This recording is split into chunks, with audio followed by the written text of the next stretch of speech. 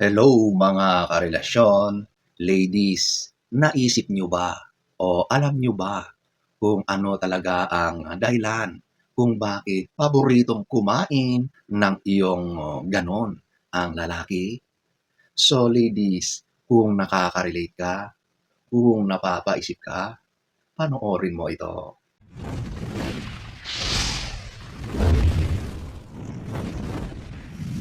Whoops, disclaimer muna tayo.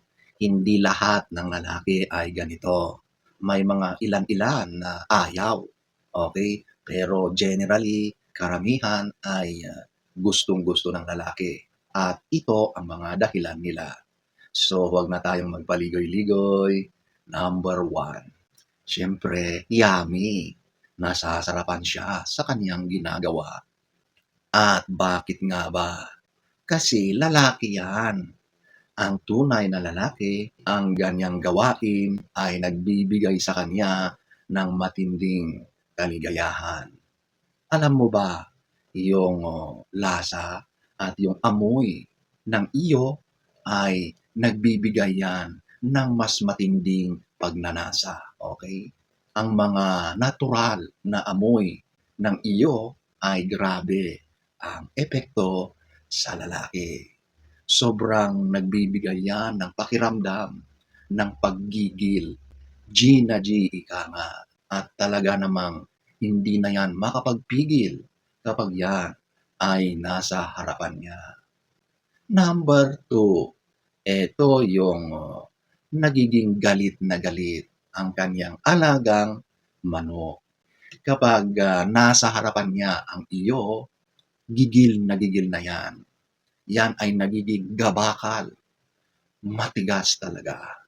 Kaya kapag gusto nyong mag-enjoy sa ginagawa nyo, ihain mo na yan sa iyong partner. Pagbigyan mo siya sa kanyang gustong gawin sa iyo. At mapapansin mo na si Junjun ay tila mas nagiging buhay na buhay. Alam nyo ladies, ang orasyon na yan ay paborito ng karamihan ng mga lalaki. At kapansin-pansin na kapag nasa ganyang orasyon kayo, ang kanyang si Junjun ay talaga namang hindi na yan nakakapagpigil. Kaya kung gusto mong masiyahan at pareho kayong makaabot sa luwalhati, hayaan mo na ang partner mo sa gusto niyang mangyari. Number three, ito yung nag-e-enjoy siya. Alam mo, lahat naman kapag sa aspetong S at nagugustuhan nyo ang inyong ginagawa sa bawat isa, mag-e-enjoy kayo. At hindi lang sa iyo, kundi sa inyong dalawa. Kaya ladies, kapag ang partner mong lalaki ay ninanais na gawin sa iyo ang bagay na ito, hayaan mo na siya. Ibigay mo na.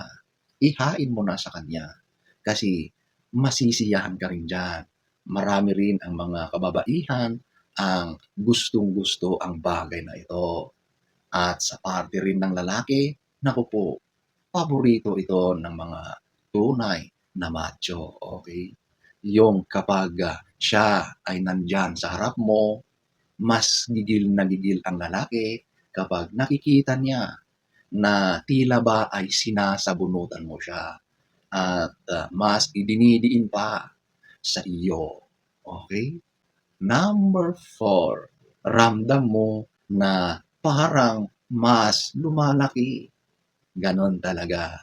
Kasi ang lalaki sa ganyang gawain ay mas nanggigigil. At yung panggigigil niya ay nagiging dahilan yon para mas magiging active, mas gaganahan si Junjun o ang kanyang manok. Kaya ladies, kung gusto mong maranasan ang mas masayang pagtatagpo, ibigay mo na. Ipaubaya mo sa kanya ang ganyang gawain at mararamdaman mo na si Junjun ay talaga namang buhay na buhay at tiyak ikaw rin ay masisiyahan.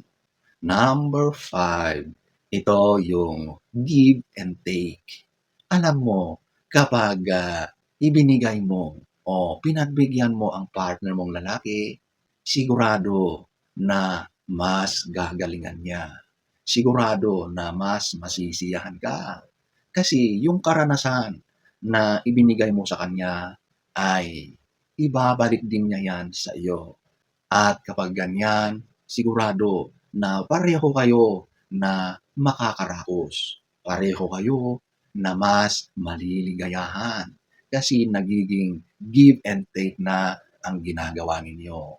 Nawala na yung pansarili na kagustuhan, kundi pareho kayo na nagbibigayan. Pareho kayo na iniisip ang pangangailangan ng bawat isa sa aspeto na yan.